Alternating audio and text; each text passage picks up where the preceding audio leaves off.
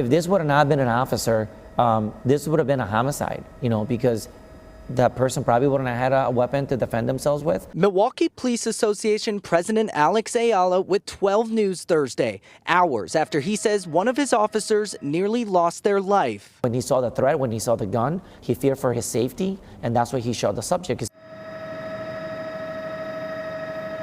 News Chopper 12 above the deadly scene at 48th and Mill Road Thursday morning. Police say it started when the off-duty officer and the 26-year-old got into a minor car accident. When the two pulled over, police say the 26-year-old hit the officer in the face with a gun. Two individuals exchanged gunfire and the subject was struck. The family told 12 News the man shot and killed is 26-year-old Elijah Wilkes. The off-duty officer was taken to a hospital. I know that his face is swollen. He had blood on his face. I personally saw that. Family and friends on scene told our crews that Wilkes never had a gun and didn't fire shots at the off-duty officer. They're not telling the truth. That story they posted is not the truth.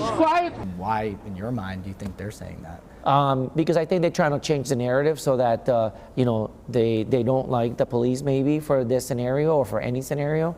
But, once the video gets released, the truth is going to come out, and all those people that said that it was not true, they're going to definitely have a different opinion after this. Chief Norman confirmed Thursday there is video of the incident. You mentioned video. The officer, I believe, was in plainclothes. Is that correct? That's correct. He didn't have a body camera on. What video do you have? We have video.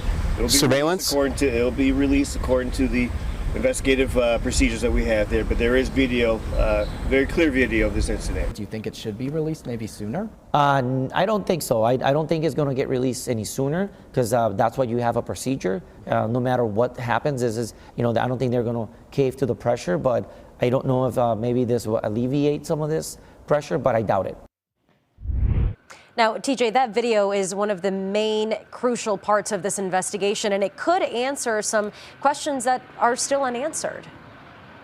Mainly who fired first, Wilkes or that off-duty officer. Police policy mandates the video be publicly released in 15 days. And the countdown is on. 12 News' TJ Dysart reporting live in Milwaukee for us tonight. TJ, thank you.